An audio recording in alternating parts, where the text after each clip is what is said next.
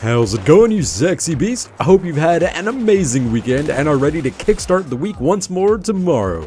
A little bit about the channel before we jump right into your badass questions. First and foremost, the Patreon campaign has been awesome, and it has just blown me away that people actually like the content I put out and are willing to help support the channel. You all are absolutely awesome, and I hope you know that fact. I did a bit of live streaming yesterday for a solid 9 hours straight and got about 300 followers on Twitch. Everyone that made it out, you're freaking awesome as well, and I hope you enjoyed me slowly going insane as the night progressed. We capped out at about 100 viewers and had an average 75 or so, then teetered off to about 25 in the later hours of the night. That's a lot more than I usually get, so thank you all for stopping by. I'll be doing another live stream tomorrow around 5 p.m. Eastern time, but I don't think I'll be streaming for 9 hours straight again.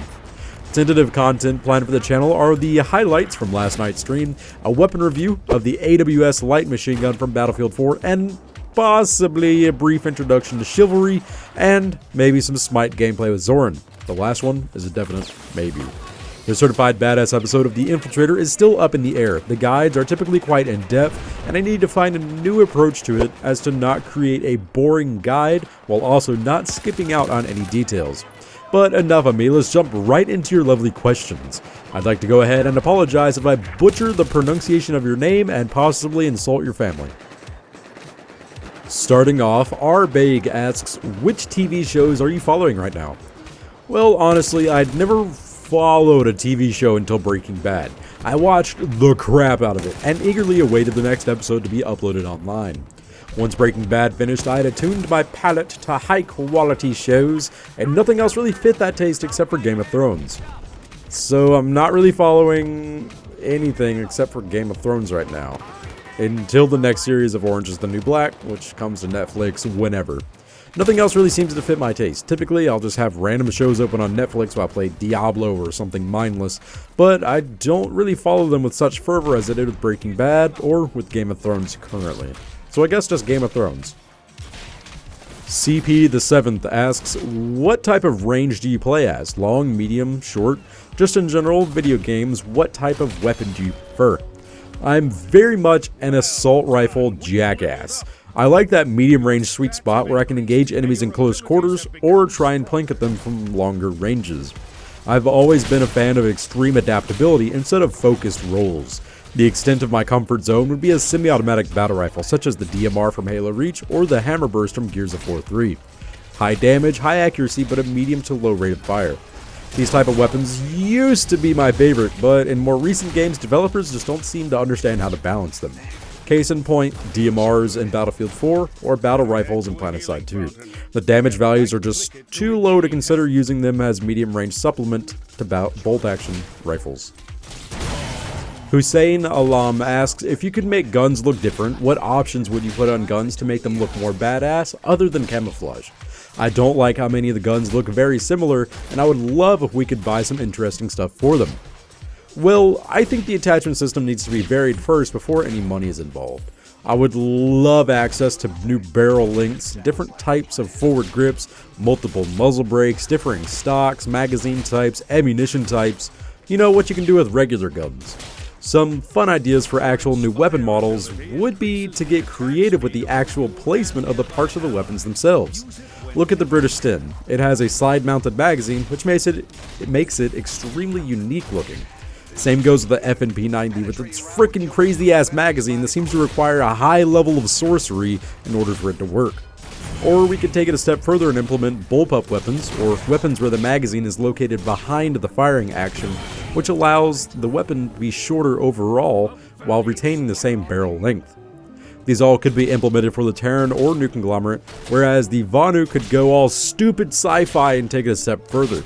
Like the Cerberus, create a single-shot sniper rifle that uses a fuel rod to obliterate people or damage tanks. Get rid of the crappy-ass little battery packs with the piss-poor reload animation and put in heat dispersion packs like the phase shift has.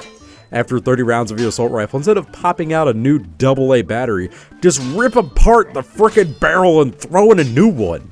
That'd make reloads much more satisfying instead of going, oh no, I'm out of Papa Vanu juice, give me a second while I fill myself back up. Gol D asks, what is your favorite type of music? Well, it's what I grew up with. If you tuned in with the stream yesterday, you probably know. Alternative rock or just 90s rock in general. I still listen to the stuff that came out in the 90s, or, you know, what I grew up with. Offspring, Linkin Park, Disturbed, Foo Fighters, Nine Inch Nails, Red Hot Chili Peppers, Slipknot. You get the gist of it. Kamikaze78 asks, what is the number one thing you could change in the following categories? 1. Weaponry. 2. Classes. 3. Vehicles. 4. Game progression and currency. And 5. Base design and capture mechanics. Keep it up, Drath. Thank you, Kami. You stay awesome yourself. As I stated in the last Q&A, I'm pretty much retarded when it comes to brainstorming game ideas, as none of mine are any good. But what would I change for weaponry? Make the frickin' models unique instead of a hodgepodge combinations of bits and pieces and calling it a weapon. That, and vary statistics much more. Take for example the Albatross and the Reaper DMR. What's the difference? One shoots slightly slower and has 6 more bullets in the magazine. Woo! I know this is just SOE trying to get as much money as possible before jumping ship, but it's stupid stuff like this which fills the in-game shop with unnecessary clutter. Just like the black and gold variants of weapons need to be in their own little category. For classes, I would like more variation, short and simple. Light Assaults using their jump jetpacks for more horizontal only movement, giving them vastly increased land speeds. Infiltrators with laser designators instead of recon darts, allowing lock-on weapons to lock onto any vehicle that's designated and at a much faster rate. Heavy Assaults with weaker resist shields but allow it to flank out a meter or two to their sides to help protect a hallway, or combat medics reviving allies. Combat medics setting up a hospice instead of their AoE heal that allows a deployable healing station and yields other medics faster healing while yielding bonus XP to the medic who deployed it. Engineers with deployable translucent shields or deployable maneuverability mechanics such as a bridge or a ladder. Maxes that sacrifice an arm-mounted weapon for a big-ass bulky shield and only a 50-round assault rifle. Sacrifice their killing potential for increased bullet sponge potential. Or only have one arm-mounted weapon but have a little radar on your back to be a moving motion detector in order to play more of a support role while also giving out a loud-ass annoying noise so everybody knows where the hell you are. What I change for vehicles is to make them require more squad members in order to operate, and add in more rock, paper, scissors aspects. Currently, air beats air beats tank, tank beats infantry. Helicopters would be a good middle ground between ESFs and the currently overpowered as fuck Liberators, while allowing tanks to still take them out due to their movement speed. As for tanks, creating a lightly armored, high damage, medium mobility tank would be neat. I think a cross between Lightning and Harasser, but need 2 people manning it. Game progression I'm not so sure about since I'm terrible with numbers and all the math that's involved. But personally, I would like to see them structured much akin to battlefields. You can level up weapon classes in order to unlock new weapons.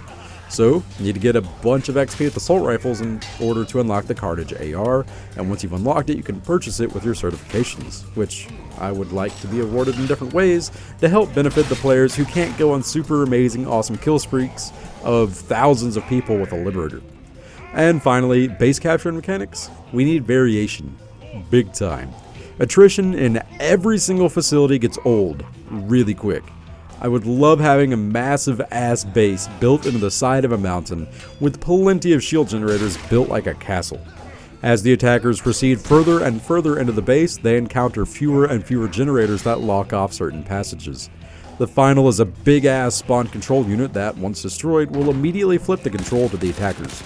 Or have 2 valves on the opposing side of a base that release a neurotoxin to the spawn rooms that both need to be turned at the same time that flip base once accomplished. Or just have some random ass capture the flag facility. Pick up your faction's flag and move it up the hill onto your enemy's base and plant it where your faction's flag, or place your flag where the enemy's flag was and the base is yours. There's so much potential for this game, but the game was just developed for capture the control console that I won't think it may ever change, sadly enough. Whew, that was a whole lot of junk, so hopefully those answers were somewhat sufficient for you, Kamikaze. And there you have it, you sexy beast. I hope you all are enjoying this Q&A series, and if you are, please give it a big ass thumbs up.